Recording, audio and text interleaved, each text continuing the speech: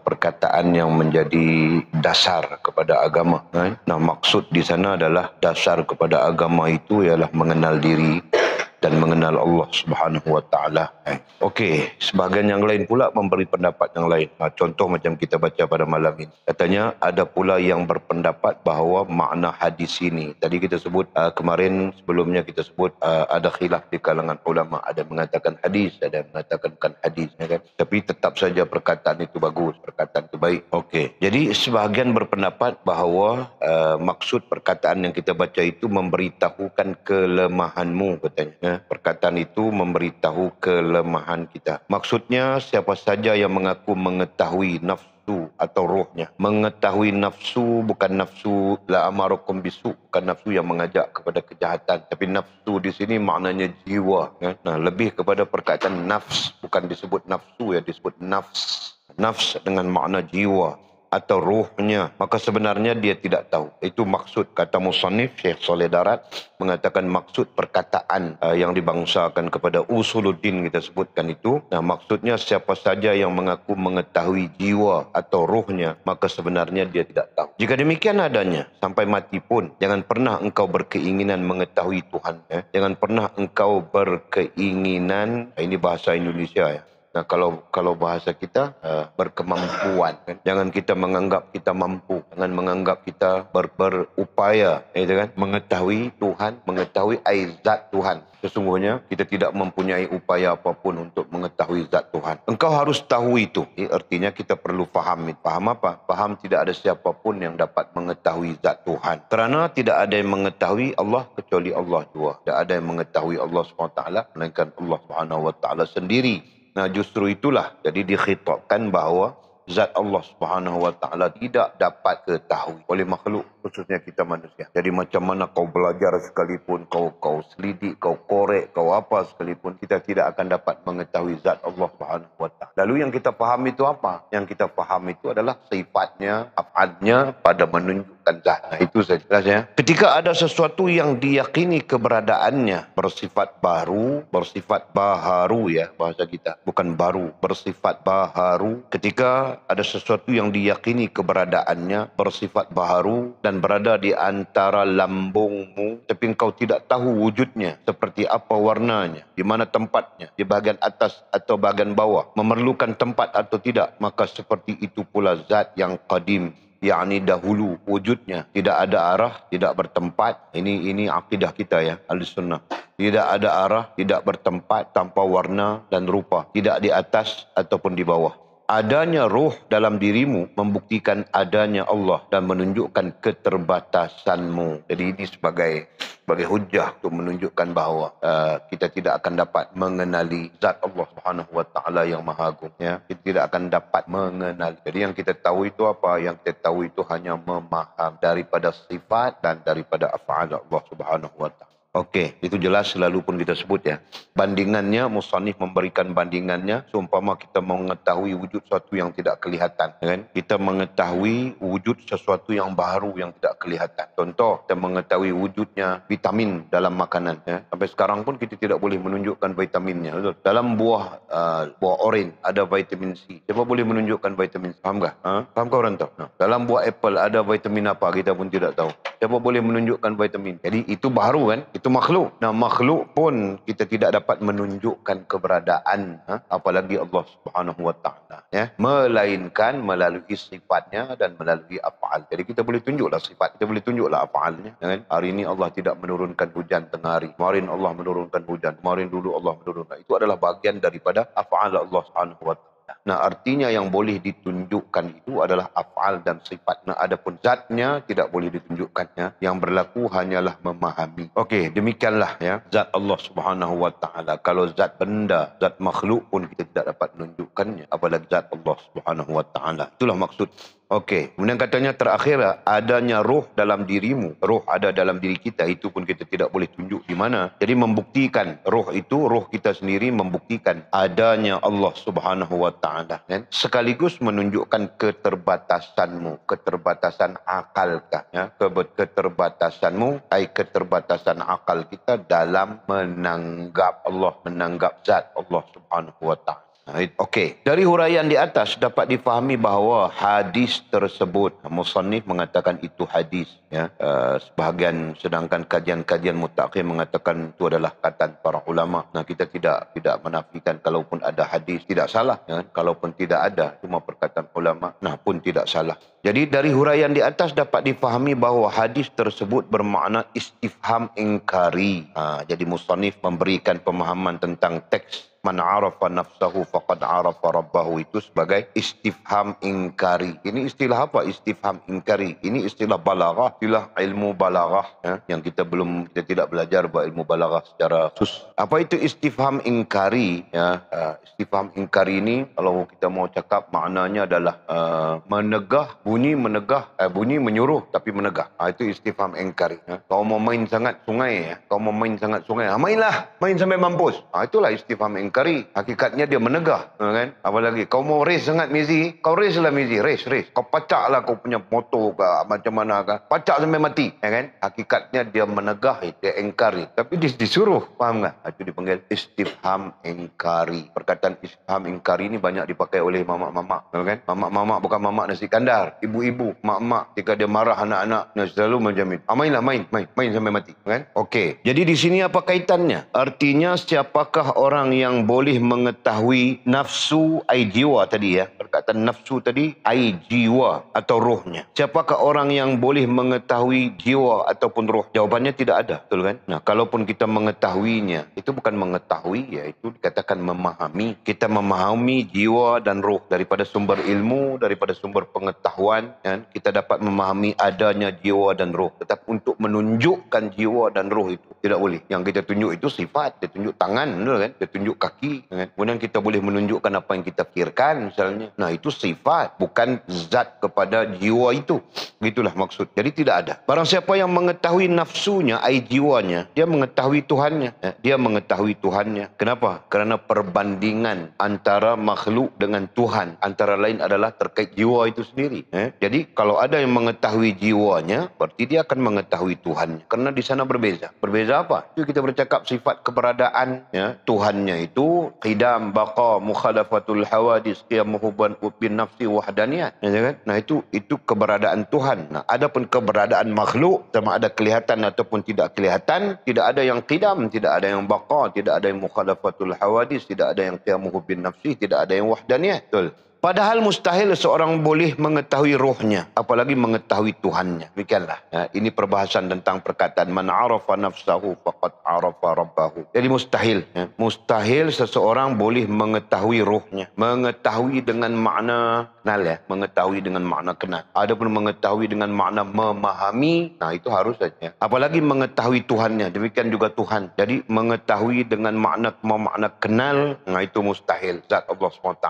Tapi mengetahui dengan makna memahami, nah itu harus kita kenal zat Allah SWT melalui sifat, mengetahui zat Allah SWT, memahami zat Allah SWT melalui sifat dan melalui af'alnya. Nah, sebab la ya'rifullah illallah, tidak ada yang mengetahui Allah selain Allah Subhanahu wa taala. Nah, itu khitab kesimpulan, itu keputusan, ya. Khitab artinya keputusan yang disimpulkan bagi sebagai border, sebagai sempadan untuk orang-orang mempelajari tentang Allah Subhanahu wa taala. Untuk orang-orang belajar tentang Allah Subhanahu wa taala, belajar memahami Allah Subhanahu wa taala, ya. Jadi yang difahami itu adalah melalui sifat dan melalui af'al, bukan direct, bukan terus zat. Tidak ada yang dapat memahami zat terus melainkan Allah Subhanahu wa taala sendiri. Nah, jadi itu kenapa? Itu terkait dengan hak Allah, ya. Terkait dengan hak Allah dipulangkan, dikekalkan pada Allah Subhanahu wa taala sempurna selama-lamanya. Jika ada sesuatu yang berada di antara lambung saja tidak tahu rupa. Jika sesuatu yang berada di antara lambung, tadi perkataan lambung ada di atas sana, kita tidak terjemahkan. Lambung artinya rusuk, ya.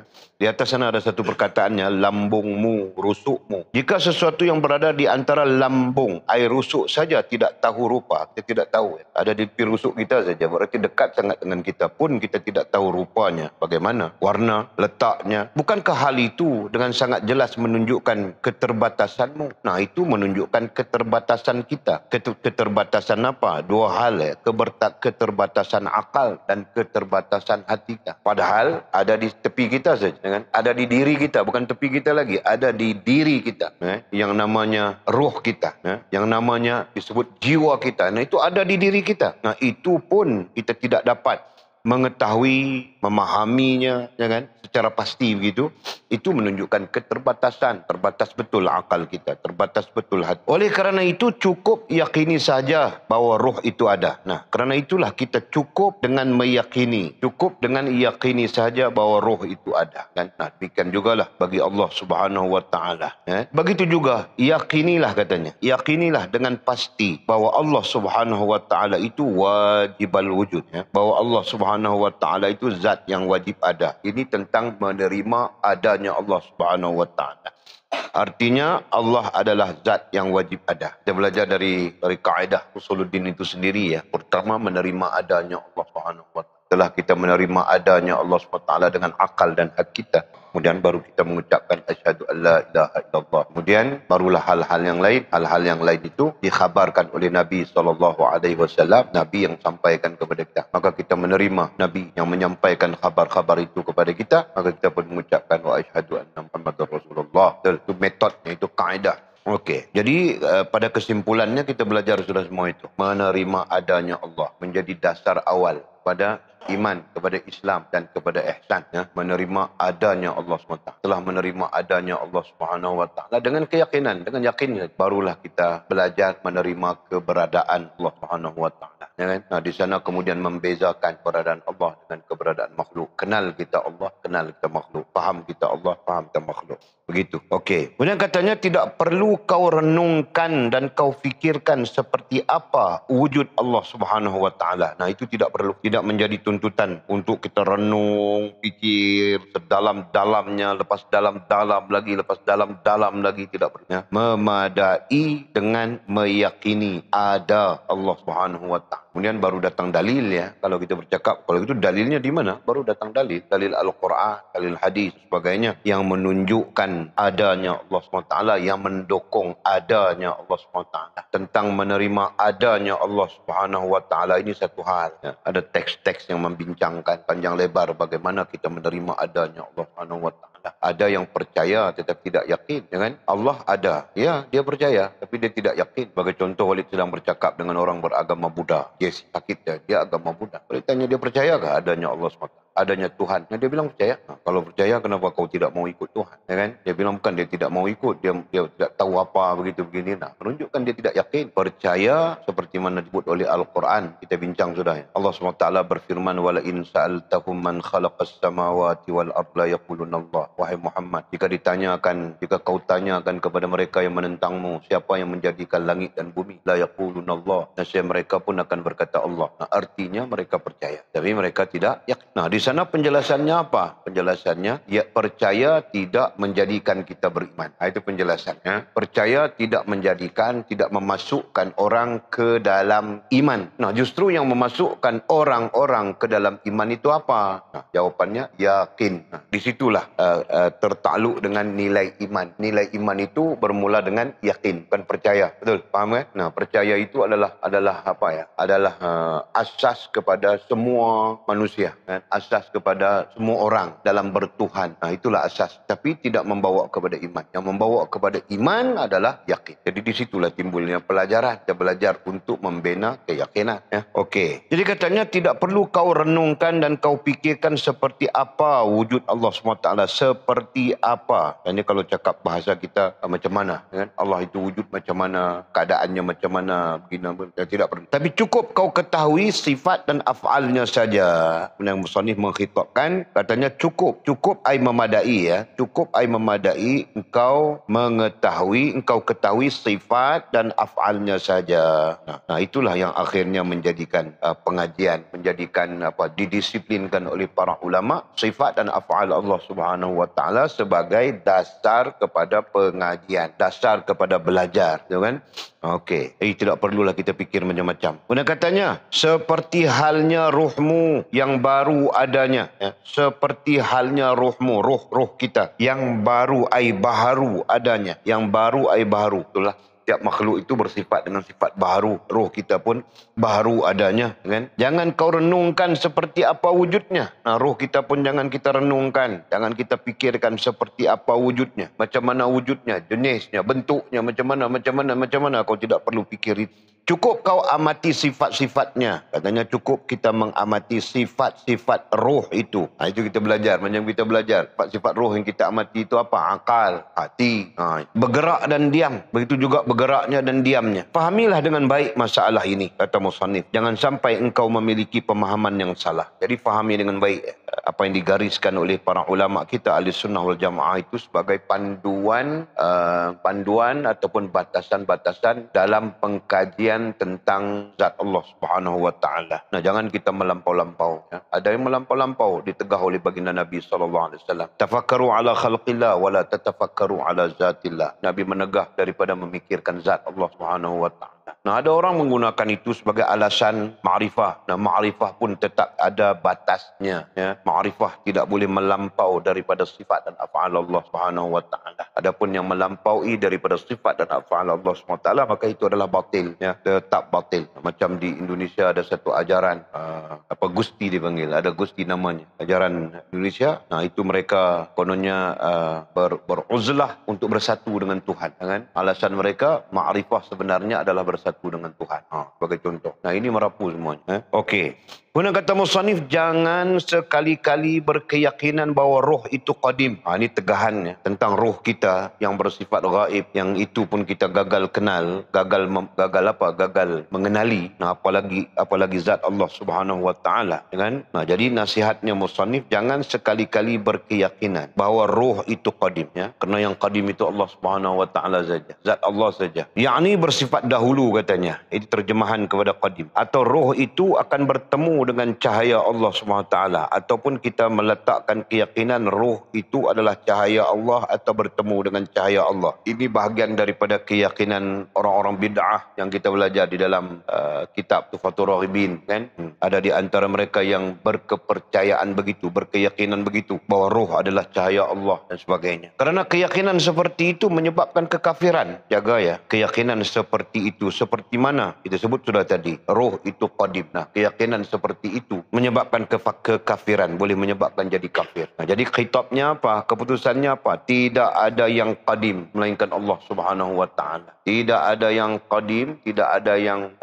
semua sifat yang kita sebutkan 5 sifat itu tidak ada pada makhluk. Sifat keberadaan Allah Subhanahu wa taala tidak ada pada makhluk. Nah, sesiapa pun yang mengiktikadkan 5 sifat keberadaan Allah Subhanahu wa taala kepada makhluk, maka tidak syak lagi kafir. Nah, melainkan kita mengiktikadkan lawannya, kan? Nah, lawannya itu sah. Kerana keyakinan seperti itu menyebabkan kekafiran. Na'udzubillah. Ini merupakan keyakinan ahli falsafat, ya. Ini merupakan keyakinan ahli filsafat yang meyakini bahawa ketika roh keluar dari jasad maka akan kembali kepada Allah Subhanahu wa taala seperti kembalinya bayangan pada pemilik bayangan. Ini ahli-ahli falsafah, ya. Ahli-ahli falsafah yang tidak berpegang dengan Quran dan Sunnah. Nah, tidaklah bermakna kita tidak memiliki ahli falsafah. Ahli falsafah Islam pun ada, kan? Jadi dasar kepada ahli falsafah Islam adalah Quran dengan Sunnah, sama saja. Ini ahli-ahli falsafah Greek, Yunani, yang mana mereka tidak berpijak kepada dasar. Nah, mereka meyakini bahawa roh keluar daripada jasad maka akan kembali kepada Allah SWT. Seperti kerana roh itu adalah cahaya Allah, kata mereka. Seperti kembalinya bayangan pada pemilik bayangan. Kita jangan fikir, ya, kemana perginya bayang kita, kan? Kita berjalan itu ada bayang, kan? Ada bayang. Nah, ketika hilangnya bayang kita, kemana perginya bayang kita? Ini ahli-ahli filsafat mereka berfikir. Nah, kita tidak perlu fikir, buang masa saja. Biarlah dia mau pergi kemana, kan? Bayang kita mau pergi kemana itu, biarlah kau fikir buat apa, Jul. Contoh, ya. Seperti kembalinya bayang pada pemilik bayang, atau seperti kembalinya buih pada lautan, sedangkan jasadnya kembali pada asal kejadiannya, yakni tanah, air, udara dan api. Keyakinan seperti ini adalah keyakinan kafir zindik. Nah, jadi jangan kita terlibat. Dia mau kembali kepada mana, itu hak Allah Subhanahu wa taala. Yang pastinya dalil Al-Quran maupun hadis menuntun kita bahawa roh kita itu tetap makhluk juga, betul, kan? Kalau dia kembali kepada Allah, kembali sebagai makhluk makhluk, bukan kembali sebagai qadim. Sedangkan orang-orang falsafah, ahli-ahli falsafah ini meletakkan roh itu cahaya Allah, maka kembali cahaya itu kepada Allah, itu berarti melekat dengan kekadiman Allah Subhanahu wa taala. Itu yang salah. Selama-lamanya makhluk tetap makhluk. Nah, itu tertakluk dalam hak makhluk, ya. Nah, sesiapa yang mengiktikadkan seperti mana ahli-ahli falsafat yang kita sebutkan tadi, nah, tidak syak lagi daripada menjadi kafir zindik. Nauzubillah min dzalik. Kemudian kata musannif, jangan sekali-kali engkau membaca buku-buku ahli filsafat atau buku-buku yang kemasukan atau mengandungi ajaran ahli filsafat. Ini tidak sesuai dengan kita, kecuali kita ahli, peneliti, pengkaji, kan? Apakah ada? Ada banyak buku-buku ataupun kitab-kitab ahli filsafat yang diterjemahkan daripada bahasa Greek, bahasa Yunani kepada bahasa Arab, kemudian diterjemahkan kepada bahasa-bahasa, macam-macam bahasa. Memang ada, ya, buku daripada Aristotle, daripada Plato, pada banyak macam-macam nama ada. Jangan kita membaca buku-buku ahli filsafat atau buku-buku yang katanya kemasukan ataupun mengandung ajaran ahli filsafat, ya. Ini tentang ilmu sebenarnya, bukan salah, melainkan kita orang yang layak. Kalau kita tidak layak, jangan, kan? Sama macam kita baca buku-buku Wahabi jugalah, sama saja keadaannya. Kalau kita bukan ahli ilmu, nah, jangan kita nanti terpengaruh saja dengan Wahabi-Wahabi. Nah, kalau kita ahli ilmu, nah, silakan. Kita mau mengkaji, meneliti, mau membantah, mau kritik dan sebagainya, nah, silakan. Kita mudah terpengaruh, apalagi kita tidak mempunyai pemahaman yang kukuh dasar-dasar agama, ya. Nah, itu bahaya. Okey, Wahabi ini pun satu hal pelik juga dia. Ketika majlis-majlis mufti seluruh Malaysia mengatakan fulan bin fulan ini sebagai ajarannya salah, ajarannya menyeleweng, ajarannya sesat, nah, dia mengangkat, oh, inilah pejuang sunnah, inilah Wahabi, pelik-pelik, kan? Nah, orang-orang yang tidak tahu apa ujung pangkal, oh, pejuang sunnah, nah, faham je. Okey. Seperti katanya, seperti kitab Insan Kamil. Seperti kitab, ada kitab, ada karya, ya, Insan Kamil. Siapa penulisnya tidak dinyatakan, ya. Yang kalimat pembukaannya berbunyi, ketahuilah wahai para murid, dan di bahagian penutupnya berbunyi, kemudian bayangan itu kembali pada pemiliknya dan buih kembali ke air. Buku itu diharamkan dan tidak boleh dibaca kerana tercampur ajaran ahli filsafat. Sedangkan orang-orang awam tidak mengerti mana yang benar dan mana yang salah.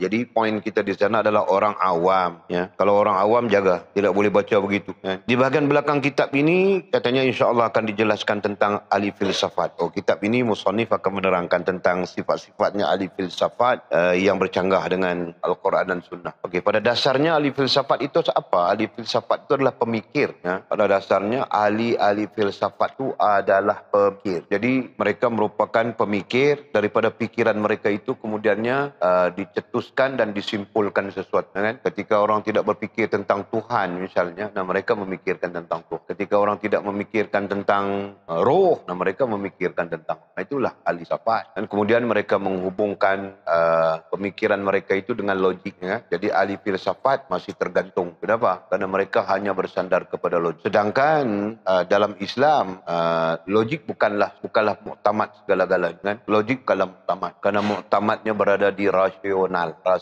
kan? Nah, karena itulah dalam Islam logik itu lain, rasional itu lain. Seperti mana selalu Walid sebutnya. Logik apa? Api yang besar tidak membakar Nabi Adam AS. Jadi kalau diukur dengan logik, saya tidak logik. Tapi kalau diukur dengan rasional, nah, itu rasional. Kenapa? Karena Allah lah pemilik makhluk yang namanya api. Dia mau memanaskan dan menghanguskan, atau dia mau menyejukkan, itu adalah haknya. Betul? Nah, itu rasionalnya. Jadi selama mana kita berpegang dengan rasional, ya, apalagi ada nas, ada dalilnya, nah, itu sah. Okey, jangan kita terpengaruh dengan ahli-ahli falsafat. Walaupun ada orang yang suka, ya, seronok membaca lontaran pemikiran ahli filsafat ni, kan, seolah-olah kita berada dalam satu dunia baru, seolah-olah, kan. Nah, di sanalah nanti kita perlahan-lahan dibawa pemikiran kita menyeleweng daripada rasional yang oleh sebutkan tadi, ya. Mereka membawa pemikiran kita kepada logik tapi tidak menemui rasionalnya. Jelas, ya. Kemudian kata musannif, setelah engkau nazar terhadap dirimu. Nazar, apa maksudnya Mizi? Nazar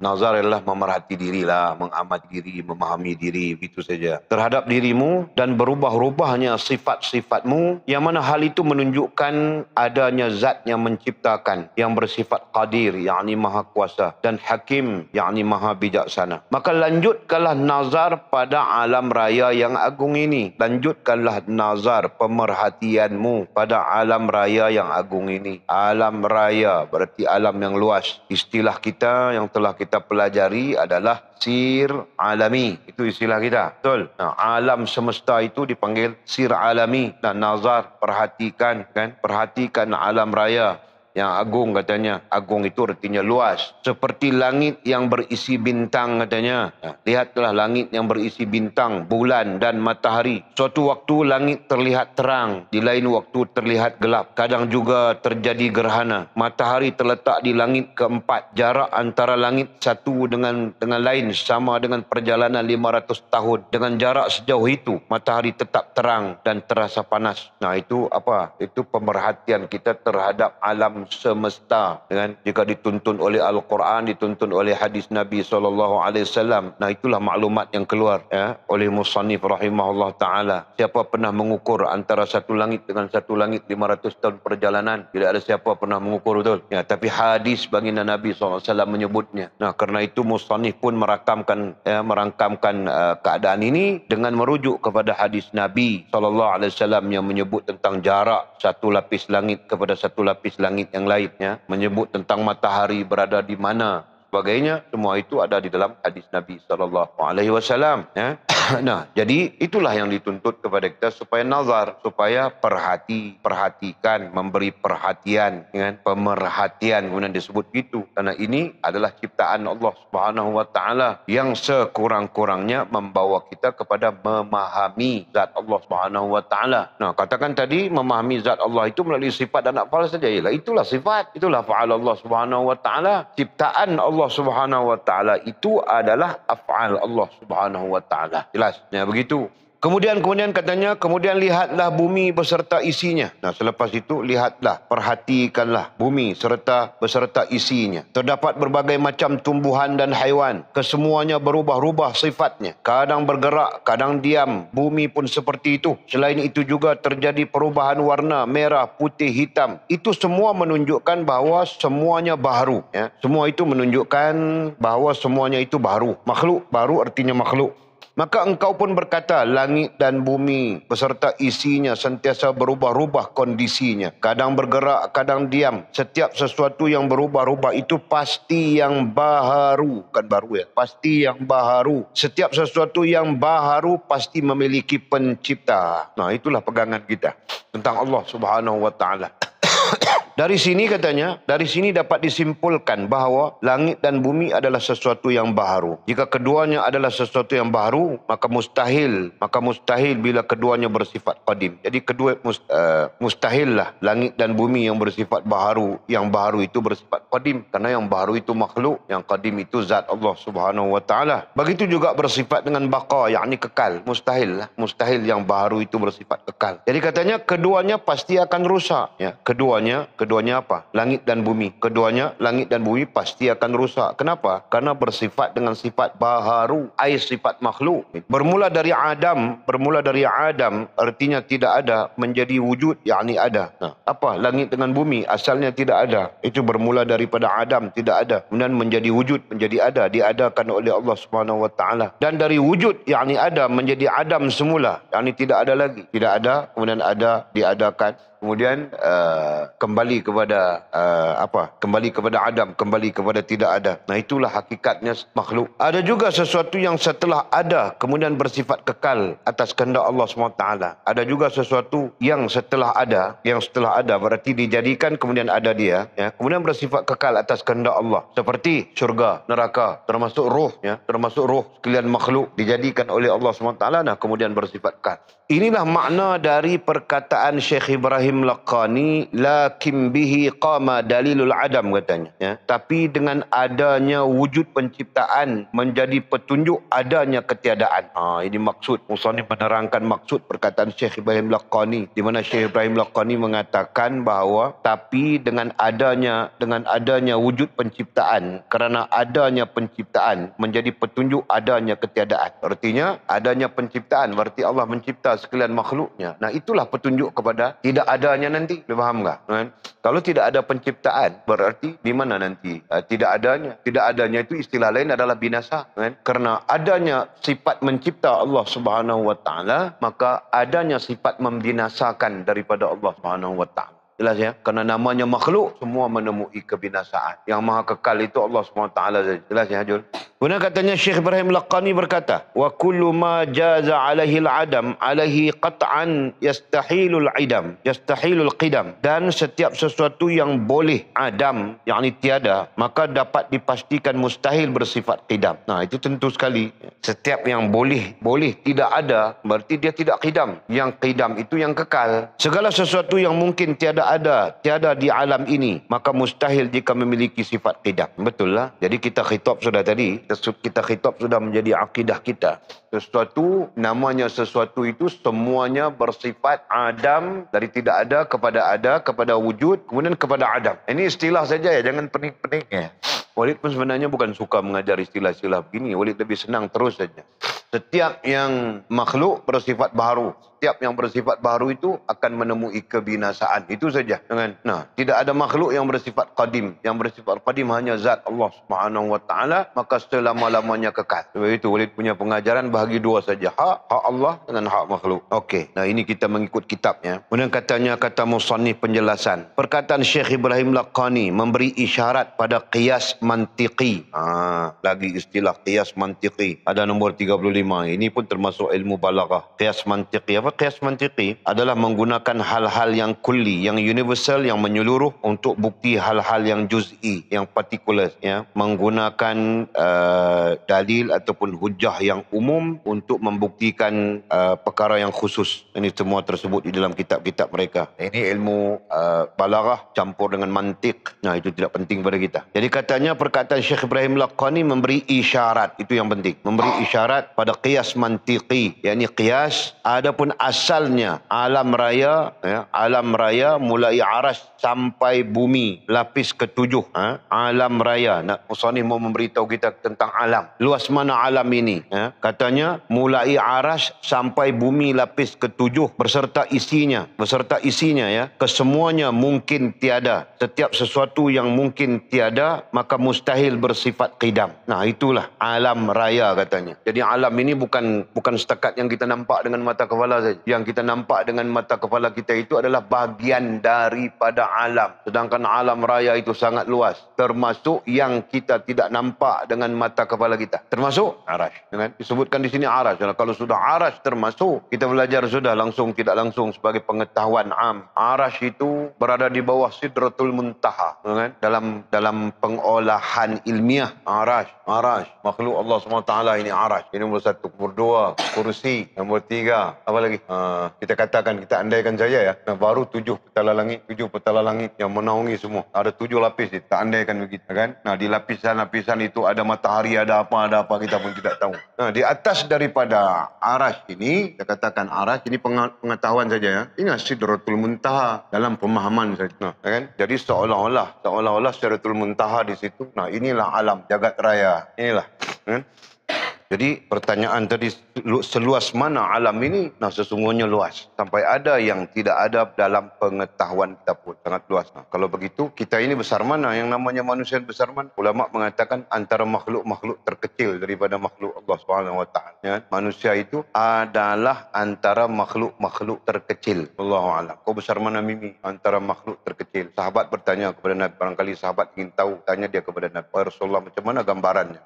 Nah, seperti semut hitam di dalam yang gelap, di dalam kelam, semut hitam di dalam malam yang gelap pekat, di atas ketul batu yang hitam, semuanya hitam. Nah, itulah manusia. Faham sih? Sahabat bertanya kepada Rasulullah, macam mana gambarannya Rasulullah? Ya, manusia itu seperti semut hitam di atas ketul batu yang hitam, di dalam malam yang pekat. Nah, artinya tidak kelihatan pun, kan? Tidak kelihatan pun betul, tapi manusia punya sombong, Masya Allah.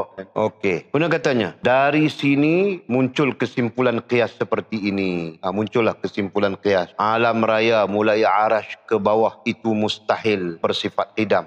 Muncullah qiyasnya. Alam raya daripada arash, pada arash itu terus turun sampai ke serendah-rendahnya alam raya itu, ya kan? Mustahil bersifat qidam. Dikatakan mustahil bersifat qidam. Iyalah, yang qidam itu hanya Allah SWT saja. Jika mustahil bersifat qidam, pasti bersifat baharu. Jika bersifat baharu, pasti perlu yang menciptakan, dan yang menciptakan adalah Allah Subhanahu Wa Taala, zat yang pasti pasti ada dan memiliki sifat-sifat sempurna. Nah, ini kesimpulan yang kita sebut, menyempurnakan hak Allah Subhanahu wa taala selama-lamanya dan melemahkan hak makhluk sesuai dengan makhluk selama-lamanya. Jadi makhluk bukan saja kita, termasuk arasy itu pun ada kelemahannya di sisi Allah Subhanahu wa taala. Masya-Allah, tabarakallah, tabarakallah. Kemudian kata musannif makna iman. Syekh Ibrahim Laqani berkata, wa fussiral imanu bitasdiq wa nutqu fihi al-khulfu bitahqiq. Iman itu ditafsirkan dengan cara tasdik dan dalam pengucapan, yakni dua kalimah syahadat, secara nyata terdapat perbezaan pendapat. Mazhab Ahlussunnah wal Jamaah, Asy'ariyah dan Maturidiyah telah menetapkan bahawa pengertian iman adalah menampakkan penerimaan hati. Pengertian iman adalah menampakkan penerimaan hati pada sesuatu yang dibawa oleh baginda Rasulullah sallallahu alaihi wasallam berupa ilmu-ilmu yang bersifat daruri.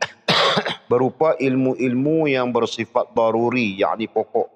Ini mazhab Ahlussunnah wal Jamaah ya. Kesimpulan saja daripada aliran Asy'ariyah Maturidiyah menetapkan bahawa pengertian iman adalah menampakkan penerimaan hati. Menampakkan penerimaan hati itulah yang kita sebut tasdik kan. Menampakkan penerimaan hati itu istilahnya ya. Nah, itu yang disebut tasdik. Sedang makna lain tasdik itu apa rantau? Tambatan, ikatan, simpulan pada hati kita, betul kan? Nah, itu makna yang kita pakai. Okey, jadi menampakkan penerimaan hati ai tasdik pada sesuatu yang dibawa oleh baginda Rasulullah sallallahu alaihi wasallam. Apa yang dibawa oleh baginda Rasulullah sallallahu alaihi wasallam? Ilmu. Secara umumnya disebut ilmu. Katanya berupa ilmu yang bersifat daruri, bersifat daruriyah, yakni pokok. Apa ilmu pokok yang dibawa oleh Rasulullah sallallahu alaihi wasallam? Itulah iman, Islam, ihsan. Itulah ilmu paling pokok, itulah ilmu paling dasar yang telah pun kita sebut panjang lebar dalam kajian-kajian kita sebelumnya. Nah, dalam teksnya berbunyi apa? Tasdiqun nabiyyina Muhammadan sallallahu alaihi wasallam fi kulli ma alima muji'ahu bihi minad din bid darurah. Jangan menerima apa yang dibawa oleh baginda Nabi sallallahu alaihi wasallam daripada perkara agama secara darurah. Nah, itulah perkara agama. Nabi datang membawa kepada kita iman, Islam dan ihsan. Nah, semua itu perlu diterima dengan tasdik, bukan diterima dengan percaya, diterima dengan tasdik, diterima dengan simpulan, tambatan, ikatan pada hati kita. Adapun tentang keharusan mengucapkan dua kalimah syahadat, asyhadu an la ilaha illallah wa asyhadu anna Muhammadar Rasulullah, para ulama berbeza pendapat dan insya-Allah akan dijelaskan nanti. Okey, tentang mengucap dua kalimah syahadat nanti kita jelaskan. Ini kata musannif, wallahu a'lam. Apa yang kita belajar di sini sebenarnya kita belajar sudah, faham ya? Jadi kamu orang bukan menerima satu ini satu pelajaran baru, bukan. Ini adalah kajian kita mengkaji dan menggabungkan dengan apa-apa yang telah kita pelajari. Faham kami ini? Supaya kamu orang tidak salah tanggap dan salah faham. Okey? Nah, mana-mana yang tidak faham tanya, itu saja. Hakikatnya kita belajar habis sudah semua. Okey, kemudian kata musannif, ada masalah lagi. Bismillahirrahmanirrahim. Qala musannifu rahimahullahu taala, nafa'anallahu bi'ulumihi wa bitabdarain. Allahumma amin ya rabbal alamin. Wa ba'du qala. Kita baca tentang apa? Tentang ikhlas ya, tentang ikhlas. Okey, kita merujuk kepada kitab lain ya. Kalau di sini matannya kita baca sudah matannya al-akhlis wa dha alla turida bi ta'atin ila taqarruba min ilahika dzil kila. Baca sudah kan? Itu sudah. Nah, yang kedua dalilnya itu la taqsidan ma'ahu ila 'ardi dunya kasanaimi au nahwi dzaka tawassula. Janganlah sekali-kali kamu mempunyai tujuan dalam melaksanakan sesuatu ibadah sebagai lantaran untuk kepentingan duniawi di samping bertujuan kerana Allah, seperti untuk pujian manusia dan lain-lain. Okey, sebelum kita bercakap matan itu, sekejap. Okey, ada 3 martabat ikhlas. Ini dicatatkan ya, yang tidak ada di dalam teks kita. Ada 3 martabat ikhlas. Martabat pertama katanya, engkau tidak menginginkan dengan ketaatan melainkan mendekatkan diri kepada Tuhanmu. Ini adalah paling tinggi dari 3 martabat ikhlas. Jadi martabat ikhlas itu ada 3. Yang paling tinggi sekali, kita tidak menginginkan apa-apapun daripada sisi Allah Subhanahu wa taala, melainkan katanya untuk mendekatkan diri kepada Allah Subhanahu wa taala. Ini satu martabat. Martabat yang kedua, beramal kerana menginginkan pahala. Ini yang kedua. kedua, beramal kerana menginginkan pahala, yakni syurga, dan lari lepas daripada siksa neraka. Dan yang ketiga, martabat ketiga, beramal supaya Allah Subhanahu wa taala mengiyakan engkau dari manusia. Mengayakan, beramal supaya Allah Subhanahu wa taala mengayakan engkau dari manusia, yakni tidak berhajat kepada mereka di dalam dunia, seperti membaca surah Al-Waqi'ah dengan niat seperti tersebut. Ini termasuklah selawat, membaca surah Waqi'ah, zikir itu zikir ini dengan tujuan murah rezeki, ya begitu begini.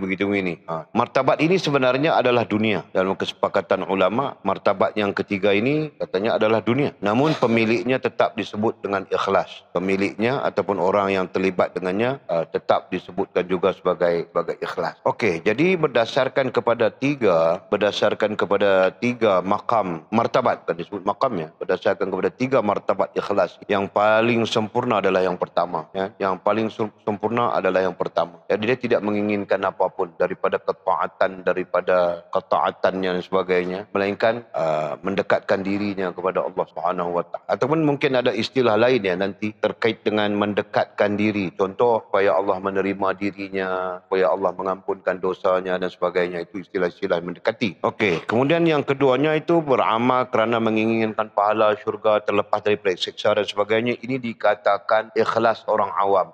Dalam dhabit yang kedua itu adalah ikhlasnya orang awam. Nah, martabat yang ketiga ini ikhlas orang yang tidak tahu keadaan. Awam pun tidak, jahil pun tidak mungkin. Atau mungkin jahil saja. Jadi berdasarkan kepada fakta ini, dua martabat ini yang boleh diterima pakai. Satu tidak boleh diterima pakai ya. Bukanlah tidak boleh diterima pakai dengan makna yang tidak beriman, bukan, ya kan? Tapi maksudnya tidak benar dari sudut untuk dikaitkan dengan ikhlas. Gitu. Jadi beramal supaya Allah Taala mengayakan engkau dari manusia ya, dalam dunia. Contoh membaca surah Waqi'ah untuk kaya, kan? Membaca selawat untuk kaya, membaca zikir untuk kaya dan sebagainya. Ini. Jadi kata musannif, martabat ini sebenarnya adalah dunia. Ini termasuk di dalam dunia dan keduniaan rupanya. Allah Masya Allah.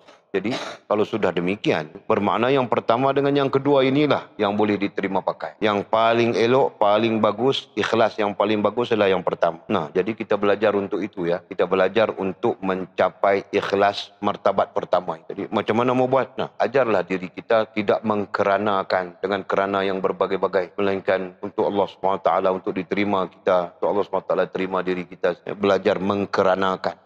Tumbuk lada pun kerana Allah mimi. Subhanallah, astaghfirullahalazim, ya Allah, kodok. Kan? Contohnya begitu. Bukan kerana Walid, nanti Walid makan, nanti semua orang makan, nanti dia orang puji-puji. Bukan. Contoh, ini kasih contoh ya. Jadi kita mengajar seluruh tindak tanduk kita. Bahkan bukan tindak tanduk jasmaniah saja. Tindak tanduk rohaniah pun. Pemikiran kita, perasaan kita. Menjurus kepada supaya Allah menerima diri. Nah, kita ajar begitu. Untuk ini tentang ikhlas. Mengajar kita untuk sampai kepada ikhlas di tahap. Ataupun kita masih lagi di tahap ikhlas, martabat ikhlas orang awam. Yang dia mau tukar ikhlasnya dengan syurga. Mau tukar ikhlasnya dengan bebas dari siksa neraka dan sebagainya. Kata musannif, kata para ulamanya, itu adalah ikhlasnya orang awam. Persoalan besarnya sejauh mana kita menjadi orang awam. Daripada dulu sampai sekarang, 50 lebih sudah umur Walid. Mau awam lagi kah? Betapa ruginya kita. Kan? Nah, mudah-mudahan memberi pelajaran kepada kita ya. Tentang ikhlas. Dan kita akan sambung nantinya insyaAllah berbincang yang kita baca tadi. La taqsidan ma'ahu ila ardi dunya kathanaihim aw nahwi dhalika tawassala. Kita akan sambung di sana. Dia kata musannif Allah. Badan tak larat nak mengajar pun jadi macam tak selesai. Padahal pada pelajaran ini pelajaran yang perlu kita teriak-teriak kuat-kuat tahu. Anjur jerkah teriak kuat-kuat. Berusyuk je kan. Ini mau bercakap pun pelan. Apa yang tidak kena demam? Mizi tidak kena demam kan? Orang lain kena demam sudah. Alhamdulillah. Karomahnya Mizi. Okey, ada soalan kah? Bismillahirrahmanirrahim. Alhamdulillah. Wassalatu wassalamu ala rasulillah. Allahumma aftah lana fahal arifin warzuqna fahman nabiyyin waj'alna min ibadis salih. Allahumma hadina siratal mustaqim siratal ladhina an'ama Allah minan nabiyyin was-siddiqin wasyuhada'i was-salih. Allahumma rabbana aftah bainana wa baina qaumina bil haqq wa anta khairul fatihin. Allahumma a'inna ala dhikrika wa syukrika wa husni ibadat. Allahumma faqihna fid din wa 'allimna at-ta'wil. Allahumma faqihna fid din wa 'allimna at-ta'wil. Allahumma faqihna fid din wa 'allimna at-ta'wil. Wa sallallahu ala sayyidina Muhammadin wa ala alihi wa sahbihi wa baraka wa sallam. Walhamdulillahi rabbil alamin. Taqabbalallahu wa minna. Astaghfirullah.